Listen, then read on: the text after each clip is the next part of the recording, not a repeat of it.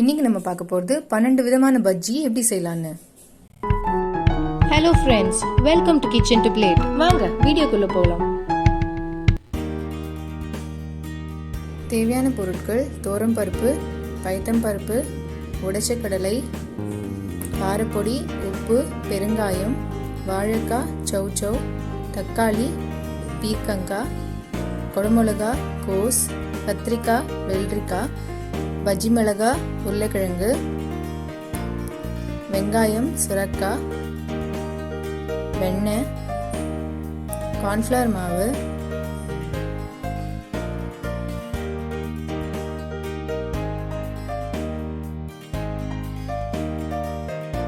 ஒரு மிக்ஸி ஜாரில் 75 கிராம் பருப்பு சேர்த்து அதை நைஸாக அரைச்சிட்டு தனியாக எடுத்து வச்சுக்கோங்க.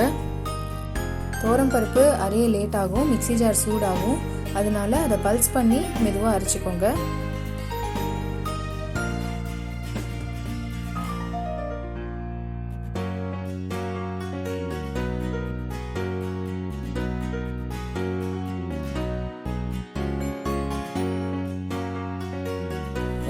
கிராம் பைத்தம்பருப்பையும் அதே மிக்ஸி ஜாரில் சேர்த்து மாவாக அரைச்சிக்கோங்க. நைஸாக அரைச்சிட்டு தனியாக எடுத்து வச்சிருங்க.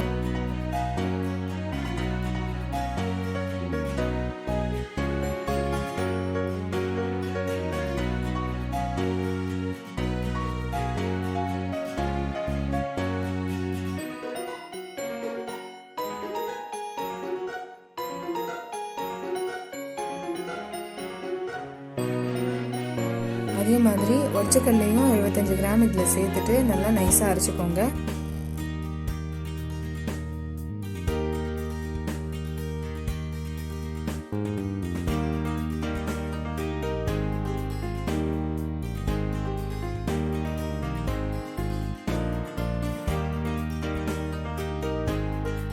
பஜ்ஜி செய்யறதுக்கு பருப்பு மாவு, பைத்தம்பருப்பு மாவு, ஒற்றைக்கல்ல மாவு ரெடி ஆயிடுச்சு. இப்போ பஜ்ஜி செய்யறதுக்கு மாவு மிக்ஸ் பண்ணி இப்போ ஒரு சின்ன கிண்ணம் எடுத்துக்கோங்க. நம்ம அரைச்சி வச்ச 3 மாவுலேருந்தும் ஈக்குவலான பகுதியை அதில் எடுத்துட்டு ஒரு பவுலில் சேர்த்துக்கோங்க. 3 மாவுமே ஈக்குவல் போர்ஷன்ஸில் இருக்கணும், 1:1:1 போர்ஷன்ஸில்.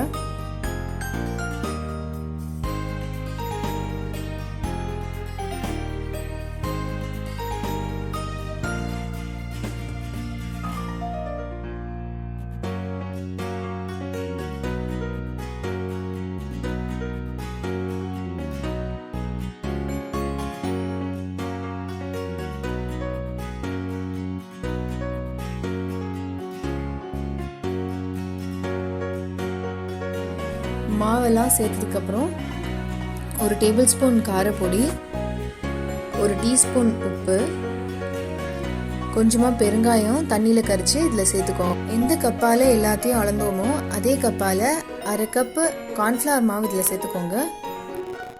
1 டேபிள் ஸ்பூன் கெட்டி வெண்ணெய் இல்லைனா 3 டேபிள் ஸ்பூன் உருக்கின வெண்ணெயை இதில் சேர்த்துக்கோங்க.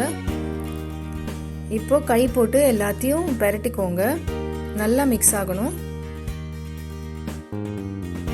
எல்லாம் நல்லா மிக்ஸ் ஆனதுக்கப்புறம் இதை கொஞ்சம் கொஞ்சமாக தண்ணி ஊற்றி ஒரு பஜ்ஜி மாவு கன்சிஸ்டன்சிக்கு கொண்டு வந்துடுங்க.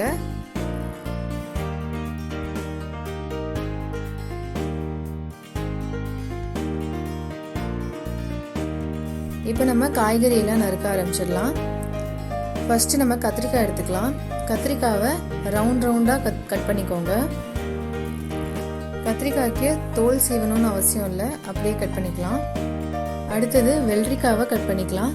வெள்ளரிக்காவை தோல் சீவிட்டு ரவுண்டாக ஷேப்பில் கட் பண்ணிக்கோங்க. கத்திரிக்காயும் வெள்ளரிக்காயும் ஸ்லைசஸ் கொஞ்சம் மெல்லிஸாக இருக்கணும்.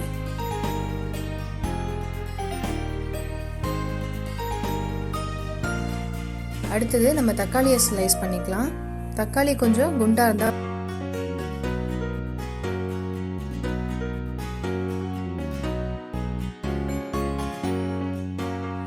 சௌவை தோல் சீவிட்டு இந்த மாதிரி கட் பண்ணிக்கோங்க மெலிசா.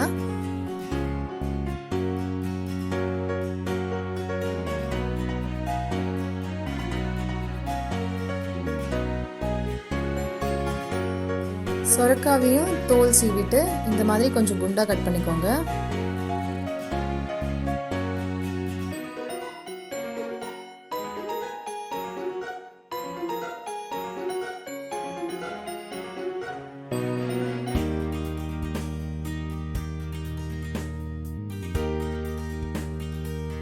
பீர்க்கங்காய் வெளியில் ஹார்டாக இருந்தாலும் உள்ளே சாஃப்டாக தான் இருக்கும்.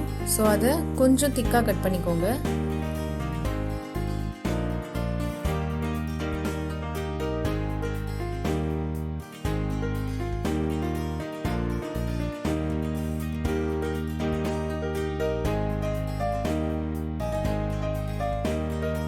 உருளைக்கிழங்கையும் தோல் சீவிட்டு இந்த மாதிரி நீட்ட வாகில் மெல்லிஸாக கட் பண்ணிக்கோங்க.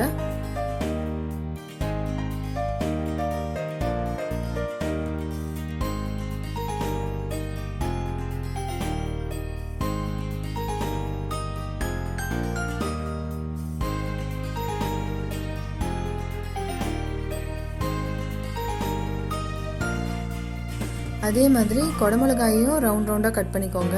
எவ்வளோ அழகாக இருக்கு பாருங்கள்.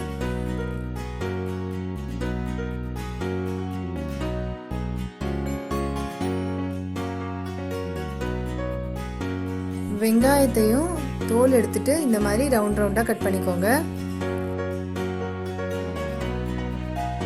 வாழைக்காய்க்கு தோல் சீவிட்டு ஒரு கிரேட்டர் இருந்துச்சுன்னா அதில் சீவி விட்டுடுங்க. கட் பண்ணுறது கொஞ்சம் கஷ்டமாக இருக்கும், அதனால நான் கிரேட்டர் யூஸ் பண்ணியிருக்கேன். வாழைக்காயை மட்டும் நீட்டு வாக்கில் சீவிக்கோங்க. கோஸோட தாழ் எடுத்துட்டு அதை ரெக்டாங்கிளாவோ ஸ்கொயராவோ இல்லை ட்ரையாங்கிளாவோ எந்த ஷேப் பிடிக்குமோ அந்த ஷேப்பில் கட் பண்ணி வச்சுக்கோங்க.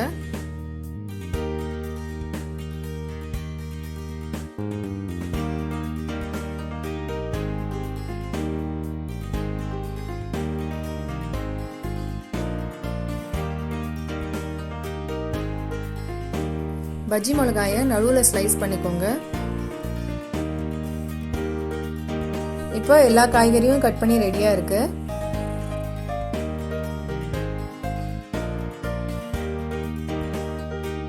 இப்போ ஒரு காய்கறியா இந்த பஜ்ஜி மாவில் டிப் பண்ணிட்டு சூடான எண்ணெயில் போட்டு பொரிச்சு எடுத்துருங்க.